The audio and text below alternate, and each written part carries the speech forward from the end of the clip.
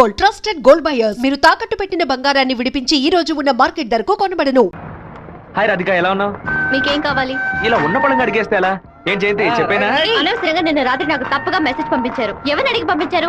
నా number save చేసుకోవడానికి మీకు ఎవరు పర్మిషన్ ఇచ్చారు? ఎవరిని పర్మిషన్ అడగాలి? హెచ్ఓడినా, ప్రొఫెసర్ నా, మీ నాన్న, అమ్మనా? మీ నాన్న ఎక్కడున్నారు? తిరుపతిలోనా, వేంపల్లోనా? Give me your father's number yeah. అనవసరంగా వాళ్ళ నాన్న పేరు ఎందుకు ఎత్తావు? నేనేమన్నా ఆయన గురించి బ్యాడ్ గా మాట్లాడానా? ఏమైంది ఇప్పుడు? వాళ్ళ నాన్నగారు ఇప్పుడు లేరు. తన స్కూల్లో చదువుతున్నప్పుడే ఆయన చనిపోయారు. వాళ్ళ నాన్న గుర్తుకు రాకూడదని వాళ్ళ మావయ్య ఇంట్లో ఉంచి చదివిస్తున్నారు. నేను సారీ చెప్తాను గానీ నువ్వు నా లవ్ మ్యాటర్ కొంచెం చెప్పి కన్విన్స్ చేయొచ్చు కదా. ఇలా చూడు, నువ్వు నా ఫ్రెండ్వే, తను నా ఫ్రెండే. నువ్వు ప్రేమించమని కన్విన్స్ చేయమంటున్నావు, తను ప్రేమించొద్దని కన్విన్స్ చేయమంటుంది. నేనేం చేయలేను బాబు, నువ్వే వెళ్ళి మాట్లాడుకో. సరే నేనే మాట్లాడుకుంటాను కానీ నువ్వు నాకు ఒకే ఒక హెల్ప్ మాత్రం చెయ్యి. ఇవాళ 6 గంటల గీతాంజలి రెస్టారెంట్ లో వెయిట్ చేస్తూ ఉంటాను. తను 10 నిమిషాలు రమ్మని చెప్పు. ఆ తర్వాత తను డిస్టర్బ్ చేయను. సరే.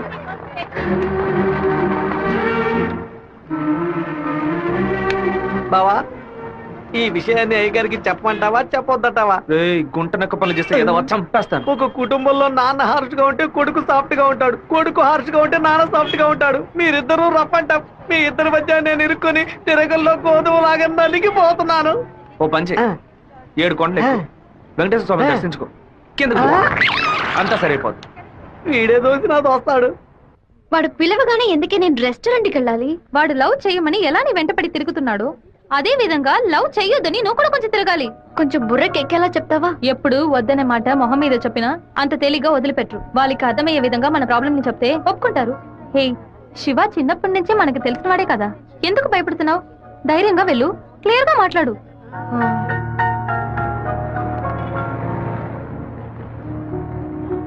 రండి సార్, రండి లోపలికి రా. లోపలికి వచ్చండి. ఎందుకు ఇలా టెన్షన్ అవుతున్నావు? కొంచెం నార్మల్ గా ఉండు. మీ నాన్న గురించి మాట్లాడేందుకు సారీ. ఎందుకు ఇక్కడికి రమ్మన్నారు? ఏం మాట్లాడాలి? 8వ క్లాస్ చదువుకునేటప్పుడే మనసులో చిన్న లవ్, కానీ ఎలా చెప్పాలో తెలియలేదు. ఎండి ఏదో మాట్లాడతాడు, మన ప్రాబ్లం అందే. సడన్ గా ఒకరోజు నువ్వు స్కూల్కి రాలేదు. నీ క్లాస్కి వెళ్ళి అడిగి చూస్తే అందరూ నువ్వు ఎక్కడికి వెళ్ళావో తెలియదు అన్నారు. 2 months పోయాక హాఫ్ ఎగ్జామ్ టెన్షన్ లో నిజంగా నిన్ను మర్చిపోయాను. ఎప్పుడు నిన్ను బస్సులో చూసానో అప్పుడు పాతవన్నీ గుర్తుకొచ్చాయి. నేను ఏం మీరు చెప్పాలనుకుంటున్నా? అనుకునేది ఏది జరగదు. మా అమ్మ ఎంతో కష్టపడి నన్ను చదివిస్తోంది. నేను ఆవిడకి నిజాయితీగా ఉండాలి.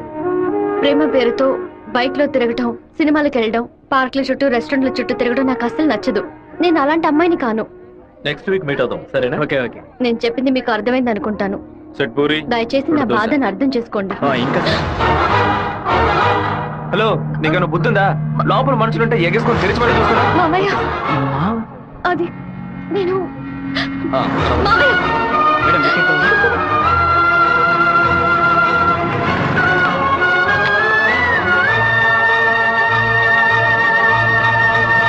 మావయ్య, అలా మౌనంగా ఉండొద్దు మావయ్య. నాతో మాట్లాడు మావయ్య. నేనే తప్పు చేయలేదు మావయ్య. ఏ తప్పు చేయకుండానే వాడితో హోటల్ వరకు వెళ్ళావమ్మా?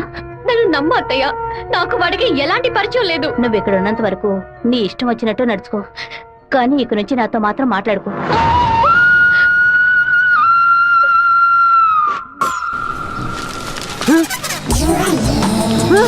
தெய்வீகமான திருச்சி டவுனுக்குள்ள இப்படி டவுசர் சட்டையோட அலையிறாளுல இந்த கேக்குறேன். பாத்ரூமுக்குள்ள குளிச்சு புட்டு மாத்து துணி கூட மாத்தாம எங்க போயிட்டு இருக்கீங்க? நீங்க வடநாடா? அதானே பார்த்தேன். தமிழ்நாட்டுக்காரப்புல இப்படி டெஸ் பண்ணாதேலே. ஏமா இப்படிக்கான டெஸ் போட்டுக்கிட்டு எங்க ஊரு பிள்ளைய மனச மாத்துறீங்க? Don't talk too much. திருமச்சாவும் பேசுவேன். தொட தறியிறாப்லையும் தட தறியிறாப்லையும் அரையும் முறையுமா டெஸ் போட்டு வந்தா ஆம்பளை நிலைமை என்னமாகிறது? என்னடா பொண்ணுகிட்ட வம்பு பண்ற? ஏமா அரையும் முறையுமா டெஸ் போட்டு வந்து நிக்கிறாளுங்க, அவளுகளை கேட்காம ஏன் சட்டையை பிடிச்சிருக்கிற? இப்படி அதிகமா பேசுன உன்னை ஈவ் டீசிங், பெண் கொடுமை, வன் கொடுமை, வரதட்சணை கொடுமை, மாமனார் கொடுமை, மச்சன கொடுமை, குழந்தைனார் கொடுமை, அண்ணன் கொடுமை, தம்பி கொடுமை, சொத்துரிமை, பெண்கள் உரிமைன்னு இப்படி எல்லா சட்டத்திலும் மேல கேச போட்டு உள்ள தள்ளிடுவேன். ஆமா, பொம்பளையில காப்பாத்த இவ்வளவு சட்டம் இருக்கே, ஆம்பளையில காப்பாத்த ஏதாச்சும் ஒரு சட்டம் இல்லையா? ஒரு சட்டமும் இல்ல. அப்ப எனக்கு சட்டையே தேவையில்லை, வேட்டியே தேவையில்லை. ஐயாம ஜக்கி பாய், ஐயாம ஜக்கி பாய். సెమిస్టర్ అవగానే ఊరికెళ్ళి అమ్మతో 10 రోజులు ఉందాం అనుకుంటున్నా.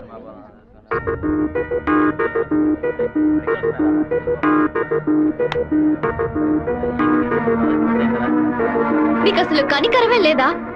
ఎందుకు నా వెంటబడి టార్చర్ పెడుతున్నావు? మావయ్య నన్ను అసలు ఎంత అసహ్యంగా చూశాడో. ఇన్ని రోజులు కన్న తల్లిలా చూసుకున్న నా అత్తయ్య నాతో మాట్లాడనుంది. ఇంకా నన్ను నేను నిన్ను బాధపడడానికి రాలేదు, ఇంకెప్పుడు నీ వెంట పడనని చెప్పడానికే వచ్చాను. ఆ రోజు నేను బస్సులో చూసి నువ్వు రాధికి వేనా అని అడిగినప్పుడు నువ్వు సెవ్వే కదా, నువ్వు మామూలుగా అడుగుంటే నా పాటికి ఒక బాయ్ చెప్పి నేను వెళ్ళిపోయి ఉండేవాడిని. నువ్వు కాదు కాదు అంటూ నాకు అవును అన్నట్టు అనిపించింది. నువ్వు వద్దు వద్దు అంటుంటే నాకు కావాలనిపించింది. అందుకే కొంచెం ఓవర్గా బిహేవ్ చేశాను. బైక్లో తిరగడం, సినిమాలకు వెళ్ళడం, పార్కులు, రెస్టారెంట్కి వెళ్ళడం, ఇలాంటి లవ్ అంటే నాకు నచ్చదు. నిన్ను పెళ్లి చేసుకోవాలని ఆశ అంతే. ఇవాళ నుంచి సరిగ్గా 6 నెలల తర్వాత ఒకే ఒకసారి 2 నిమిషాలు నేను కలవడానికి వస్తాను. నువ్వు సరే అంటే నేను పెళ్లి చేసుకుంటాను, వద్దు అంటే నా తలరాత అంతే అనుకుని వెళ్ళిపోతాను. ఒక మగాడి కష్టం వస్తే అది తన వరకే ఉంటుంది, కానీ ఒక అమ్మాయి కష్టం వస్తే అది తన కుటుంబాన్ని బాధిస్తుందని నాకు అర్థమైంది. నాకు ఒక తోడబుట్టిన చెల్లెలు ఉంది. ఒక ఆడదాని కష్టం ఏంటో నాకు తెలుసు.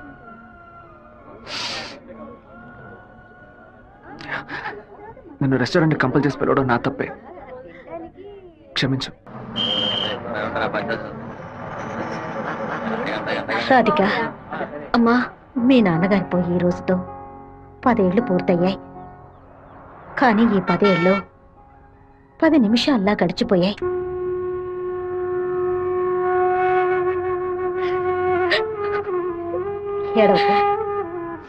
ఏడవకూడదు.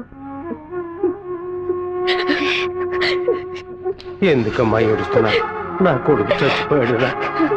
నువ్వు నాకు మనవరాలివి కాదమ్మా, మనవడివి. గుండెల నిండా ధైర్యంతో ఉండు, మనస్సుని రాయి చేసుకుని బతకాలమ్మా.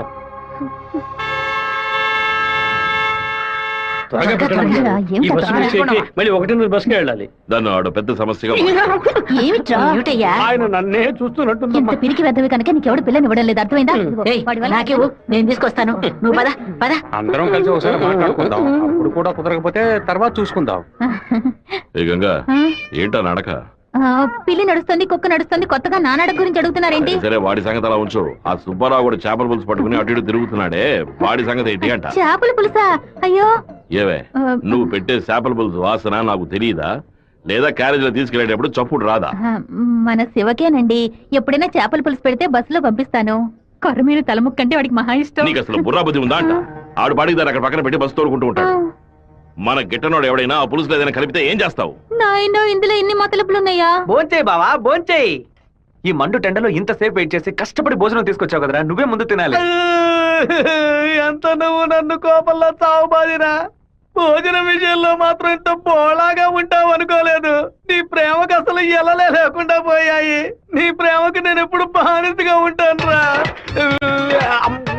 ఏంట్రా సత్తిగా, భోజనం బాగా రుచిగా ఉందా? అమ్మగారి చేతి వంట కదా, మరి నీకు మైకం వచ్చేలాగేమి లేదు బావా. ఈ కళ్ళు తిరగడాలు అలాంటిదేమీ ఎందుకు అలా అడుగుతున్నావు? ఏం లేదు, చాలా దూరం నుంచి భోజనం వస్తుంది కదా, మన శత్రువులు ఎవరైనా విషం కలుపుకుంటే అయిపోతాను కదా, అందుకే ముందు నీ మీద టెస్టింగ్ చేశా. అరే దుర్మార్గుడా, నువ్వు పెట్టిన భోజనంలో ప్రేమ ఉంటుంది అనుకున్నాను, ఇలా పాయిజన్ ఉంటుంది అనుకోలేదు. 100 మైళ్ళు దాటుకుని భోజనం వస్తుంది, మీరు ఇంకేం బాగుపడతారా? ఒక తల పీసో లెగ్ పీసో తింటావా? పులి కాకలేసిన పిజ్జా తిందో. అయితే పెప్సీ తాగుతుందా? కూడబెట్టిన డబ్బంతా పోగేసి స్థలం కొన్నానే. 7 లక్షలు నమ్ముకునే కదా మన భవిష్యత్తు ఉంది. ఈ నోటీసు చూసిన తర్వాత నేను సగం చచ్చిపోయాను. ఏమిటండి ఇలా మాట్లాడుతున్నారు? అయిపోయింది, ఇంకా మన పిల్లల భవిష్యత్తు అయిపోయింది. ఏంటి క్లాస్ రాకుండా ఇక్కడ కూర్చున్నావు? ఇంట్లో ఒకే ప్రాబ్లం. కొన్ని రోజుల క్రితం మా మావయ్య ఎయిర్పోర్ట్ దగ్గర 2 గ్రౌండ్ల స్థలం కొన్నారు. సడన్ గా ఆ ల్యాండ్ ని తీసుకుపోతున్నారని గవర్నమెంట్ వాళ్ళు నోటీస్ ఇచ్చారు. మా ఫ్యామిలీలో అందరూ చాలా బాధపడుతున్నారు. అది సరే, ఎవరి దగ్గర ఆ స్థలం కొన్నారు? శివ, చెప్పు జయంతి. నేను నీకు విషయం చెప్పినట్టు రాధికాకు తెలియదు. సరే నేను చూసుకుంటాను. దొంగ చటక పెట్టు. ఎందుకు తలుపు గడియ పెడుతున్నారు? రేయ్ మామా, రేయ్ ఏంట్రా బొత్తిగా మర్యాద తగ్గుతుందా? ఆ ఎయిర్పోర్ట్ పక్కన ఉన్న ప్లాట్ ని ఎవ్వరికి చూపించొద్దు అని చెప్పాను కదా. నువ్వేమో 2 ఏళ్ల క్రితం రామనాథం అనే వ్యక్తికి అమ్మావు.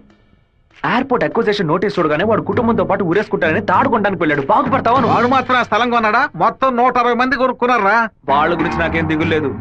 ఇతని సంగతి ఏంటి? మేము తీసుకున్న ఇంటర్మ్ స్టే ని ఎయిర్పోర్ట్ అథారిటీ కొట్టేసింది. హైకోర్టుకి వెళ్ళి పర్మనెంట్ స్టే తీసుకుంటే సరిపోయా. నీతో ఇలా మాట్లాడితే వర్కౌట్ అవ్వదు కానీ రే సత్తిగా జేసీపీ సత్యమూర్తికి ఫోన్ ఇదిగో చేస్తాను. ఏమావా పోయిన సంవత్సరం మన ఊళ్ళో ఇల్లు కట్టావే, ఎంత అయింది? 20 లక్షలు. ఎందుకు అడుగుతున్నా? ఆ 20 లక్షల్ని 4,000తో నేలమట్టం చేస్తాను చూడు. ఏంది? 6 గంటలు జేసీపీ రెంట్ 3,000, 500 బయట 500 డీజిల్. నేను ఓకే అంటే కూల్చేస్తా. ఏంద్ర నువ్వు అనేది? జేసీబీ సత్యమూర్తి అన్నానా? ఒక 6 గంటల సేపు జేసీబీ కావాలి. కొంచెం లైన్ లో ఉండండి. కుదరదని ఎక్స్ట్రా చేసావనుకో జేసీపీ ఇంట్లో ఒక వెళ్ళిపోతాను. ఇంటిని కూల్ చేయాలి. డీజిల్ పోసుకొని రెడీగా ఉండండి. కొత్తలే కానీ వాస్తు నువ్వు బాగోలేదు. ఆగురా. ఇప్పుడు నేను చేయమంటావురా? ఏడుస్తున్న రామనాథం నవ్వాలి లేదు. డీజిల్ పోసుకొని రెడీగా ఉన్నారట. ఫోన్ పెట్టరా ముందు. ఇలా చూడండి సార్, 2 ఏళ్లకు ముందు ఆ స్థలం 7 లక్షలు కొన్నారు. ఇప్పుడు దాని విలువ 10 లక్షలు ఉంది. నేను కాదంటోలా, కానీ నేను 8 లక్షలే ఇవ్వగలను. మీ ఒరిజినల్ డాక్యుమెంట్లు ఇచ్చేసి ఈ అగ్రిమెంట్ లో సంతకం పెట్టండి. రే ఇవ్వరా. మినిస్టర్ చేత రికమెండ్ చేసి ఉంటే పోయి ఉండేది. పోయిపోయా కుర్ర కుంకల చేత సెల్ ఫోన్ లో జేసీబీ మిషన్ పెట్టుకున్నారండి. చెప్పు రాధిక. మా ల్యాండ్ ప్రాబ్లం సాల్వ్ అయిపోయింది. ఆ ఓనరే స్వయంగా వచ్చి డబ్బు చెల్లాడు. ఎవరో రికమెండ్ చేశారు. సంతోషంలో ఏం చేయాలో అర్థం కావట్లేదు. ఒక పని చెయ్యి, నీ ఇంటి పక్కన ఉన్న శివాలయానికి వెళ్ళి శివుడికి ఒక అర్చన చేయించు. లేట్ చేయకుండా అక్కడికి వెళ్ళు. సరే అన్నా, మీరు అనుకున్నట్టు ఎమ్మెల్యే తప్పుడు రూట్ లోనే వెళ్తున్నాడు అన్న.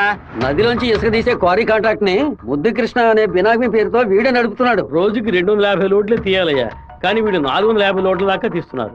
ఆ మన్నం తట్టుని వైజాగ్ తరలించి అక్కడ పోర్టు ద్వారా విదేశాలకు ఎగుమతి చేస్తున్నారయ్యా. మన దగ్గర అన్ని ఆధారాలు ఉన్నాయా. తహసీల్దార్ గారు కూడా వచ్చారు. రమ్మని చెప్పండి. చెప్పండి. నమస్కారం. ఏంటి సార్ ఇదంతా? రాజకీయ నాయకుల అధికారం ముందు మేమేం చేయగలమండి? గవర్నమెంట్ ఉద్యోగులు ఇట్లా మాట్లాడచ్చా? అనంతపురానికి నీటి సరఫరా ఉండదు, సాగు చేయడానికి ఇల్లుగా ఉండదు అని వ్యవసాయాన్ని మూలన పడేశారు. జరిగే కొద్ది వ్యవసాయం భూగర్భ జలాలపై నమ్ముకునుంది. ఏటి పనులను శుభ్రంగా ఊడ్చేస్తే బోర్లో నీళ్ళు ఎక్కడి నుంచి వస్తాయి? భూమాత దగ్గర నుంచి మట్టి దోచేయడం అనేది కన్న తల్లి దగ్గర గర్భసంచిని దోచుకోవడంతో సమానం. ఇప్పుడు ఏడున్నాడు రాష్ట్రముడు. ఇప్పుడు వెళ్ళి అడిగామనుకో అమ్మ మీద ఒట్టేసి నాకేం తెలియదు అంటాడు. ఎందుకంటే బినామీ పేరు మీద వ్యవహారం సాగుతుంది. కొంచెం ఓపికగా ఉంటే వాడిని ఎలాగోలా పట్టుకోవచ్చు. సరే అన్నా, నీ గురించి మెసేజ్ వచ్చింది. ఏమని వచ్చిందిరా? పీ ఫర్ పొరమోకు, ఈ ఫర్ ఎద్దు, టీ ఫర్ తీపు, E for enemy, R for rowdy. ఎవరు పంపింది? సెకండరీ అశోక్ అన్న. ఎక్కడ వాడు? ఇక్కడ ఉన్నాడన్నా. నువ్వేనా అశోక్ అంటే? ఏమన్నా మెసేజ్ పంపా? ఎవరు వసంత అంటే?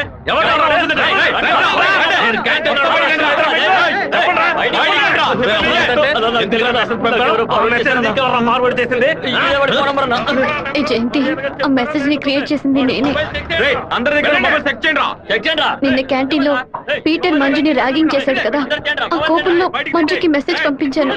అది ఎవరికో ఫార్వర్డ్ చేసింది. ఇక్కడ ఉన్న వాళ్ళ ఇన్బాక్స్ లో మెసేజ్ కనుక ఉందంటే వాళ్ళ బట్టలు తీసి నడి రోడ్డులో చెప్పు జయంతి. చెప్పేట్రా. ఆ మెసేజ్ నాకు వెంటనే ఫార్వర్డ్ చేయి. నేను దాన్ని రాధికకు పంపిస్తాను. దాన్ని డిలీట్ చేయకుండా వాడికి చూపించమని చెప్పు. ఎవడరా ఈ నంబర్? నాకేం తెలియదు. ఎవడరా నీకు పంపితే? శివ పంపించాడు. డిలీట్ చేయొద్దు. ఎవడు శివ? మెసేజ్ పంపించిందనా? ఉమా, ఎవర్రా ఉమా? రేయ్, దీని మొబైల్ చెక్ చేయరా. పంపించింది మంజు అన్న. ఎవరు పంపారా నీకు? రాధిక. అసలు మెసేజ్ నీకు ఎవరు పంపారా? ఫార్వర్డ్ మెసేజ్ ఎవరో నాకు తెలీదు. 9842465557 ఎవరి నెంబర్ ఇది? నాకు తెలీదు. ఎవరి నెంబర్ ఇది? బాస్, నేనే బాస్. నేనే ఆ మెసేజ్ క్రియేట్ చేశాను. రేయ్, మీరందరూ వెళ్ళండి. వెళ్ళండి క్లాసులు వెళ్ళండి. ఉండు, రా, నువ్వు వెళ్ళు.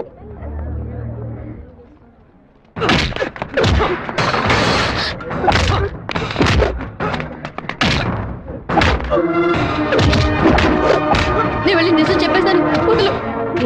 నిజం చెప్తే నీ డ్రెస్ ఇంపేస్తాడు. పర్వాలేదా? రా.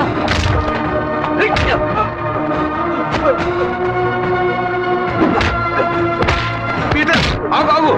పీటర్, నా మాట విను. ఇక మీద ఇలా జరగదు. అసలు ఇదెవడో తెలుసా నీకు? నువ్వేం మాట్లాడుకో, నాదే తప్పు. జరగదని చెప్తున్నాను కదా. తీసుకుపోరా ముందు. ఇక్కడ నుంచి పో. రారా శివ, రా. ఏరా, వాడు నిన్ను కొడితే నువ్వు తిరిగి కొట్టవా? ఏమయ్యా బావా, నువ్వు చూస్తూ ఊరుకున్నావా? ఈ ఊళ్ళో ఈ బ్రతుకు బతికే బదులు మన ఊరికి వచ్చి బర్రె గొడ్ల దగ్గర పేడెత్తుకొని బతకొచ్చు కదయ్యా. నోర్మిరా. రేయ్, నన్నేం చేయమంటావరా? ఇది ఎందుకు మెసేజ్ ఇచ్చాడు? ఇస్తాడయ్యా, ఇస్తాడు. దాన్ని నువ్వు మేనేజ్ చేయాలి.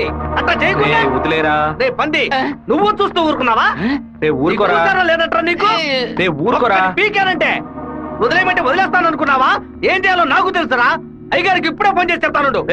ఫోన్ లాక్కుంటే పీసీ వాళ్ళు అనుకున్నావా? టెలిగ్రామ్ చేస్తాను, పౌరంతో సందేశం పంపిస్తాను.